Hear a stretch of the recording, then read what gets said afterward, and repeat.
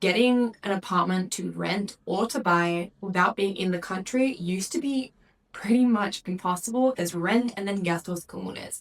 The saying of no stupid questions. They don't really have that same saying here, and they would not rent us the apartment without having this guarantee.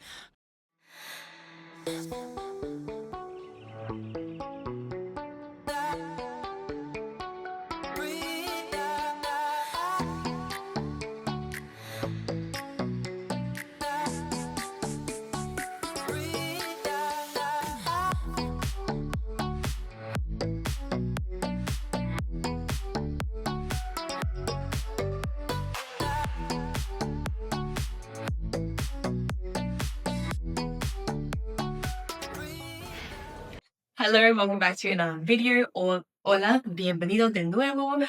Today I'm talking all about renting in Uruguay. We've been promising this video for over a month now, but I wanted to make sure I had all the information, and then we've had a lot of issues this month around other things. So if you want to know more about that, be sure to be following my TikTok or my Instagram. I kind of go into more detail on just like daily life stuff over there, but I have a list of some points I wanted to talk about on my notes down here. So if you see me looking down at the paper, that's what it is. And of course, if you have any further questions after this video, please feel free to just comment down below and ask the questions, or to any Uruguayans who are watching this, if you have any corrections to make or if you have anything you want to add, please feel free to comment down below. It always helps out. And yeah, the more information, the better. Also, since the last time you've seen me, I've become not addicted, but pretty invested in drinking mate. I guess you could say I'm finally becoming a true Uruguaya. Okay, so starting from the beginning, how do you find an apartment to rent here? As I mentioned in my previous videos about like moving, finding apartments, I think it was my apartment hunt video. I'll have the whole moving playlist linked down below. So the apartment hunt video, then the two moving blogs, because I also talk a little bit more about like moving stuff in those videos, of course. But as far as like a website you can go to, there are a few. I have two names written down. So we used mostly Mercado Libre.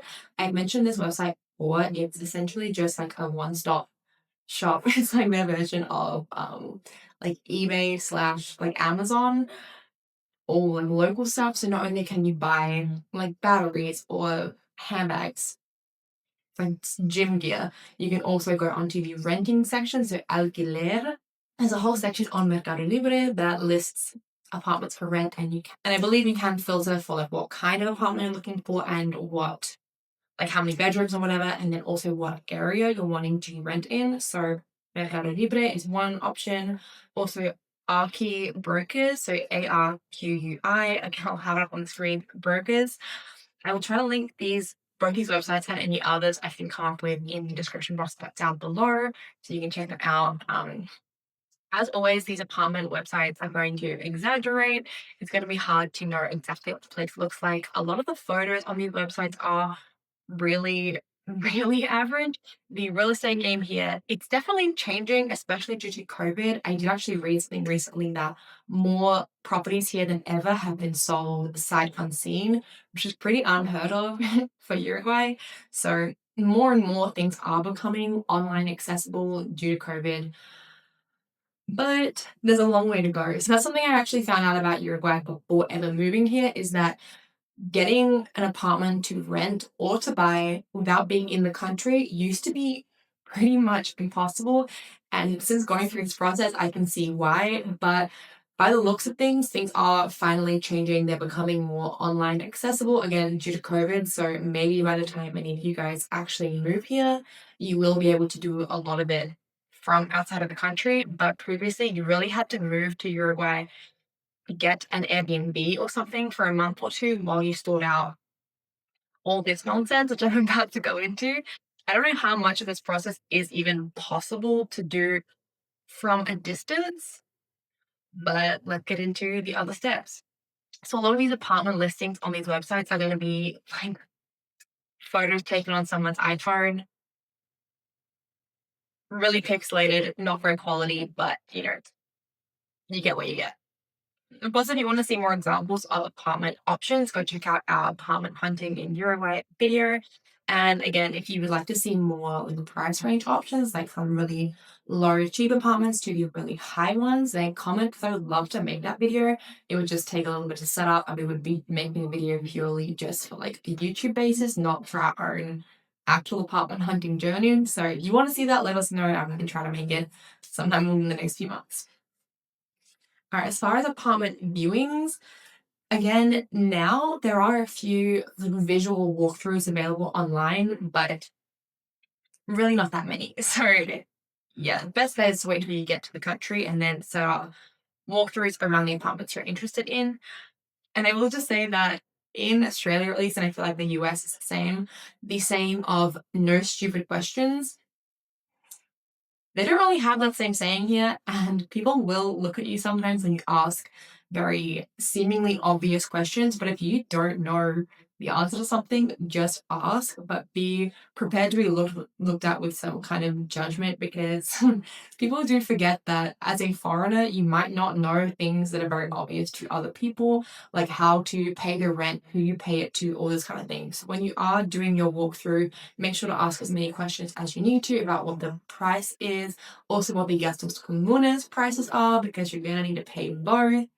And yeah, just ask as many questions as you can. And if you're not fluent in Spanish, make sure you've written down all your questions before the walkthrough, translated them. And again, just reiterate to your real estate agent that you are a foreigner if they could just speak to you nice and slowly, and like make sure you've got all the points down, because you don't want to go home and then have more questions, and then it's just like more annoying. But I will say that a lot of people here do work, even business things, through WhatsApp. So if you have further questions, most people will be happy for you to message them and ask extra questions. And I know for me, I much prefer messaging someone a question than talking to them on the phone, because it's a lot easier to then, like, if you don't understand a word, just translate it rather than having to kind of be like stuck on the phone, like, oh, just give me a second while I look it up. It's sometimes just easier to communicate via text. So that is pretty common here in Uruguay. Okay, so moving on to pricing. Like I said, there's rent and then gastos comunes. If you are renting like a house, like a freestanding house, and you're not going to have gastos comunes, I believe it's just like a building complex thing. Please correct me if I am wrong. But the gastos comunes really do vary depending on the building, because it's based on the amenities the building offers and also the amount of apartments within the building. So, for example, our apartment here, we pay, is it 8,000 gastos comunes? I can't remember. Maybe it's only 4,000. I'll put it up on the screen. But for the amenities that come with this building, that is very low. But we do have, I think it's 80 different apartments in this complex, so it's divided up amongst all of the people. Whereas we looked at some of the other apartments, again, check out our apartment hunting video for like more examples. Some of the other apartments we looked at were had a lot less to offer than this one, but the gastos comunes was crazy high. So there's a lot of fluctuation. So if a listing only shows you the rent price, be sure to message them and ask them what gastos comunes is, because you have to pay that every month additional to your rent, and it is paid to a separate company usually. So we pay our rent to the person who bought our apartment, but our gastos comunes goes to Mandia, which is the company who, I guess, like, run the building. Honestly, I don't know exactly how it works, but we pay to them separately. As far as how you pay, I mentioned in the past that like direct debits are not the standard here. You can set them up, and it is possible. Same with paying through apps. To pay rent or gastos comunes, you would normally go to an 𝒖𝒔𝒊𝒄 center, but they also have an 𝒖𝒔𝒊𝒄 app. So if you have it authorized through your bank, then you can have direct debits for one of these things, and you could pay via the app. But again, you have to have a lot of these things authorized, and that's just an extra step that you have to go to then be able to pay it easily in the future. So once you've got all the processes set up, it's a pretty simple process in the future, but getting things set up in the first place can take a little bit of time, and it can be quite challenging to figure out these systems if you don't know who to ask or what questions specifically to ask them. Okay, so once we had found the apartment we liked, we viewed it, we decided that yes, we want to move in here. we needed to get a guarantee. So a guarantee is kind of like insurance that you were able to pay your rent in the future. This was complicated. There are, I think, 5 companies that you can get a guarantee through, but only 2 of them accept foreigners. So we went through a company called 𝒎𝒊𝒄. I'll put it up on the screen. There was one other option, but they were a lot slower to respond to our questions. We ended up going with 𝒎𝒊𝒄. What they need to give you the guarantee is your income, and it has to be verified. So your income can be you plus 2 other people. It can be three persons' income added together. So even though only myself and Alejandro were like on the lease, we had the option to add, say, his.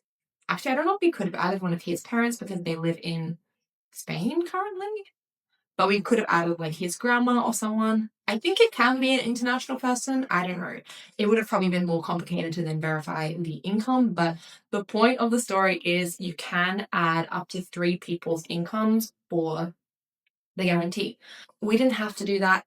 Our guarantee is fully under my name as well because most of our income is under like is registered under my name, which did add an extra layer of complication because my income gets paid into my Australian bank account, and then I had to get all those documents, get them verified by someone locally, by a local accountant. So, there are steps to go through, but once we got a local accountant to verify my income, which again, because I'm self-employed, this did take a few. There was a lot of back and forth for this. Originally, they asked for 3 months income, but then they changed their minds and were like, actually, no. I think it would be 3 months if you're a local, but for a foreigner, they wanted 6 months.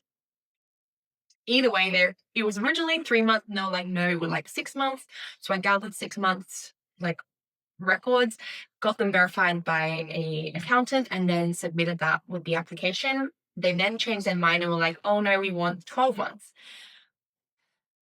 Again, this is where it's very important to just state what you want and negotiate. Because I replied back and was like, look, if I absolutely need to get 12 months income verified, I can and we will, but you originally asked us for 6 months. I took the time and effort to sit down, gather all the information. I'm self-employed. It took a long time, get all the paperwork together, take it to the accountant, get the accountant to verify, and then send it off to you. So if you originally asked for 6 months, why do you now need 12 months? They then replied with another email saying, oh, no worries, it's fine. So just keep in mind that if you do ask, like, for clarification, sometimes, things do go a lot smoother. Yeah, but once we were approved, we needed to then pay a fee to the guarantee people. So the fee was a one-time fee, not like a monthly insurance or anything like you would pay for like health insurance, but it was over 20,000 pesos. I think it was like 24,000 pesos. I'll pull up my bank statements and like find out the exact number and put that up on the screen, but it was a lot more expensive than we had anticipated because I don't know, I can't remember if it was almost a full month's rent or if it was more than a full month's rent. But anyway, this company, once you've got that guarantee approved and you paid them their fee, they then essentially just like cover the fact that in case you don't pay your rent, like that's your insurance, and they would not rent us the apartment without having this guarantee. But as another note, they don't ask for any kind of verbal reference from another human being. They only seem to care about the numbers and the payments. So I know in Australia, when you're renting, a lot of places will ask for like references and they'll call up like your boss or whoever and like find out what you're like as a human being. They don't really do that here. They only seem to care about could we pay the bills. And once they realized that we did like meet all the requirements financially, they were like, yeah, it's fine, off you go. All right, so now moving on to any additional costs. We also had to pay the real estate agency 1 month's rent plus tax. So they then use that to like cover all of their fees. So yeah, we luckily were able to pay that like the following month. So even though we moved in May, we were able to pay the real estate fees in June. So that was really kind of them to give us just like a little bit extra time. They were also really helpful in allowing us to pay a reservation fee for our apartment essentially, because we viewed the apartment and I really wanted to move in there, but we knew it was going to take us a while to get the paperwork together for the guarantee and to sign all the contracts. So we paid a 5,000 pesos reservation fee on the apartment, which then got taken out of the fee that we had to pay to the real estate agency at the end. So yeah, again, we asked just to see if there was any option of like reserving the space, because we didn't want anyone else to come in and like take the apartment while we were trying to sort out the guarantee. And again, they were like, all right, look, we'll come up with an option for you. If you pay 5,000 pesos, then the apartment is yours, like it's pending as long as you get all the other stuff together.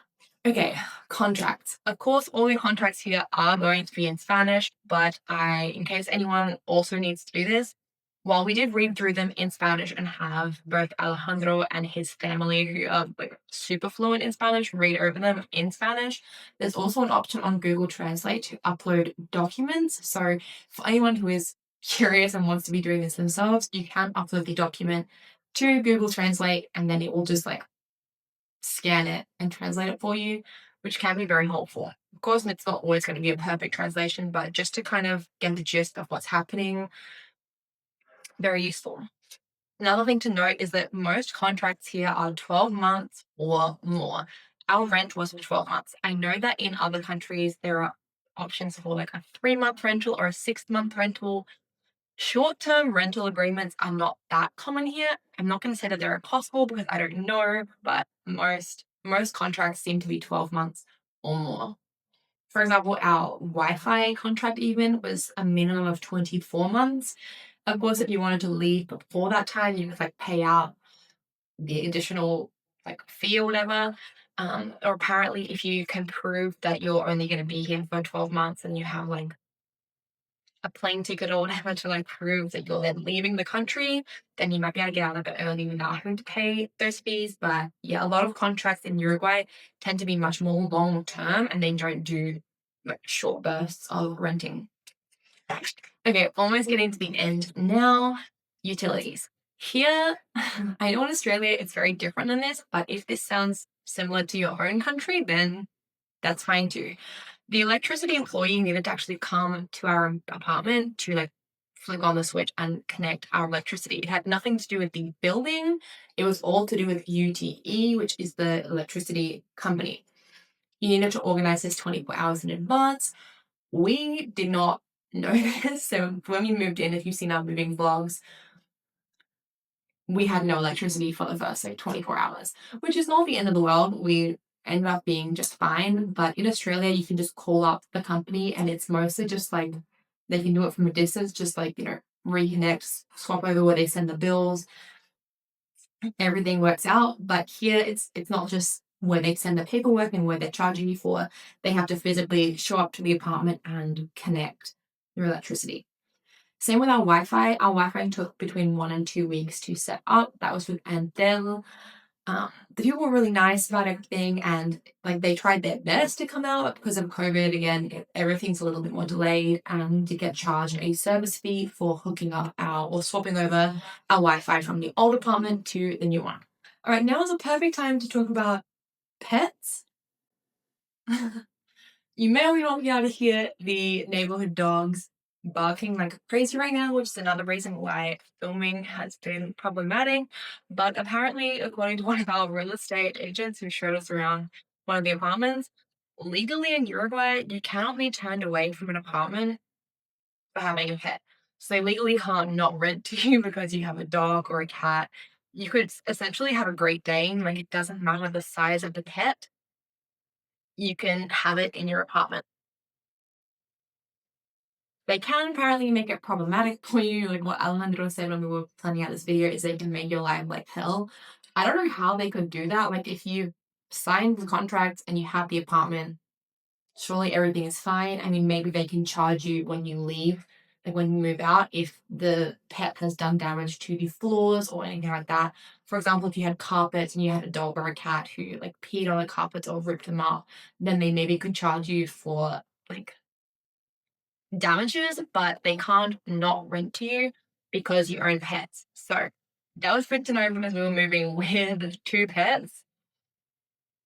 But it does mean that you also don't know what other animals are going to be within your building. So there's not an option of moving to like a pet-free building. So if you have like strong allergies to dogs, for example, I mean, that might be a problem. Or when I'm filming, there's often barking everywhere because there are just dogs all over the place. And another thing about Uruguay is that most dogs here are not trained. Maybe not most, but a lot of dogs here are not trained,